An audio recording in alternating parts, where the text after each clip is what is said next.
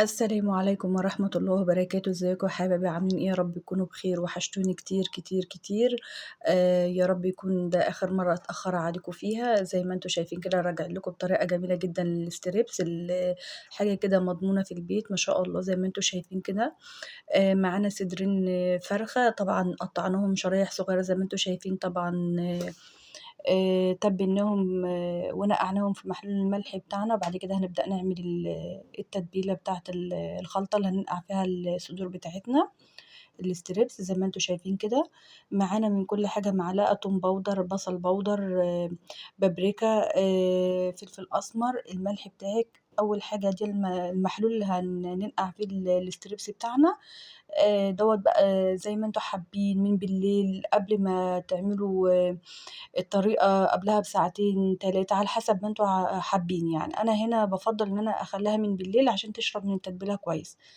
هنا بدأنا طبعًا نرص كده القطع معانا، هنغلّفها بورق اللي هو الإسترتش، وهنسيبها طبعًا في المحلول دوّة مدة طويلة زي ما قُلت. بعد كده تاني يوم بقى هنبدأ نشتغل معاكم في الطريقة والخلطة بتاعتها. ما شاء الله زي ما أنتم شايفين كده تتبيلتها سهلة جدًا، وتوابلها موجودة معانا في البيت. ما بتحتاجش معانا أي مجهود خالص. هنا طبعًا معانا نُص كيلو دقيق، أو كوبايتين دقيق على حسب ما أنتم حابين، على حسب الكمية اللي معاكم. هنا طبعًا حطينا فلفل أسمر، ملح، كمون، معلقة بيكنج باودر، معلقة نشا. البيكنج باودر هنا بيدّيها هشاشة ما شاء الله بيخلّيها جميلة جدًا. هنبدأ نقلّب كده كل المكونات معانا، ما شاء الله أنتم شايفينها شربت التتبيلة وجميلة إزاي، ما شاء الله تحفة جدًا. هنا طبعًا أهم حاجة هنا في الcover إن إحنا هنعمل الcover بتاعنا معاكم زي ما أنتم شايفين كده. هنبدأ نغلّف القطع واحدة، واحدة، والباقي معانا من المحلول اللي هي كانت منقوعة فيه هن هن زي ما أنتم شايفين هاورّيكم دلوقتي. هناخد كده في الدقيق، بس إيديّا بتحرّك الدقيق مش قطعة الستريبس عشان خاطر إيديّا ما تبصّمش في القطعة. هنبدأ ننزل بيها في المحلول، وهنرجع تاني على الدقيق نعمل لها cover تاني.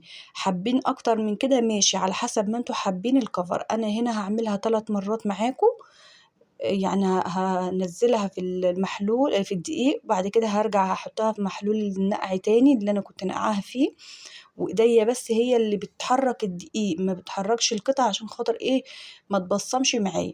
هابدأ تاني تالت مرّة دي معاكم، هانزّلها تاني في المَيّة في المحلول دوّة، وهارجع أحطها تاني في الدقيق زي ما أنتم شايفين كده.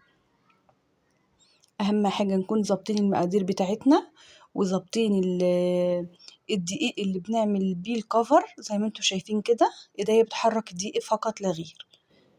هنبدأ نجهّز كل حاجة معاكم وهاورّيكم دلوقتي. معانا طبعًا على النار طبعًا طاسة فيها زيت ما شاء الله. أهم حاجة الزيت يبقى كتير عشان خاطر تطلع معانا بالطريقة اللي إحنا عايزينها وبالشكل اللي إحنا عايزينه. هنا زي ما أنتم شايفين باقول لكم الcover هيطلع جميل جدًا معاكم متماسك. خلّيكم معايا بالخطوات والله هتنجح معاكم جدًا، وحاجة بيتي مضمونة وحاجة جميلة جدًا للولاد، وما شاء الله معمولة بطريقة صحية جدًا زي ما أنتم شايفين. هنا طبعًا هنبدأ اللي هنغلّفه نبدأ نحطه على طبق، هنبدأ نرص معاكم كده. هنا طبعًا باورّيكم وأنا باعمل مرة تانية دي نفس الخطوات بالضبط بابدأ أعملها معاكم. هنبدأ نحطها في المحلول تاني ونرجع تاني على الدقيق، إيديّا بس بتحرّك الدقيق فقط لا غير.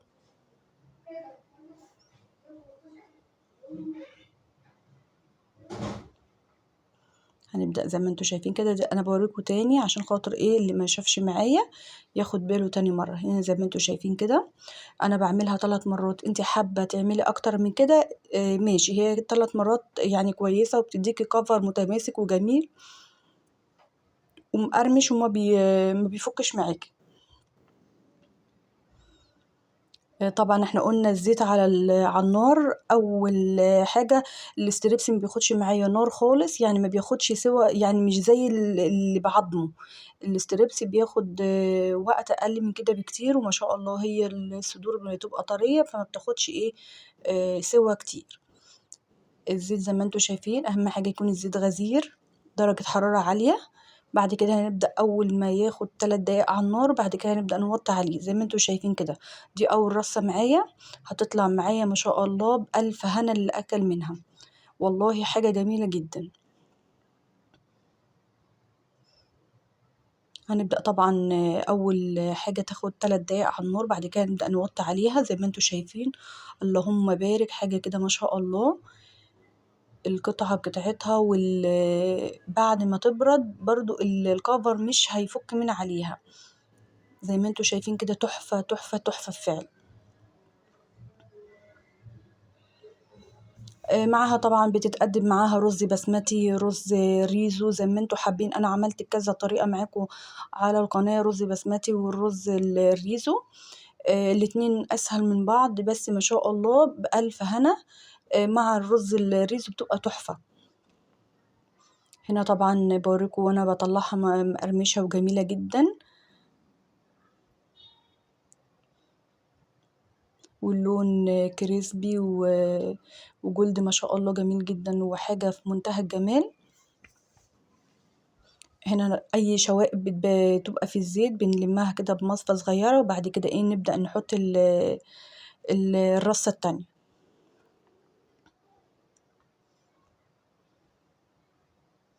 ما شاء الله اللون تحفة، والcover متماسك، ومن جوّه مستوية ما شاء الله بألف هنا. أنا هنا باقطّع لكم القطع كده باوريها لكم.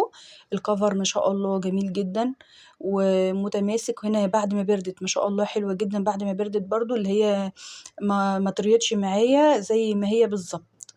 هنا بنقطّع القطع دي هنعملها على الرز الريزو دلوقتي زي ما أنتم شايفين كده. طريقتها سهلة وسريعة وحاجة جديدة للولاد. وما شاء الله يعني. هنا طبعًا الرز إحنا كنا عملناه معاكم قبل كده، هنا بس باوريكم شكل التقديم. عملناها قطع زي ما أنتم شايفين كده. نبدأ طبعًا الكاتشب معانا نبدأ نرُش على وشّها كده. وده طبعًا ده كان غدانا النهارده. يا رب يكون الفيديو عجبكم. أشوفكم في الفيديو الجاي إن شاء الله. وده شكل الستريبس بتاعنا والرز الريزو معانا. ويا رب الفيديو يكون عجبكم. أشوفكم على ألف خير، مع السلامة.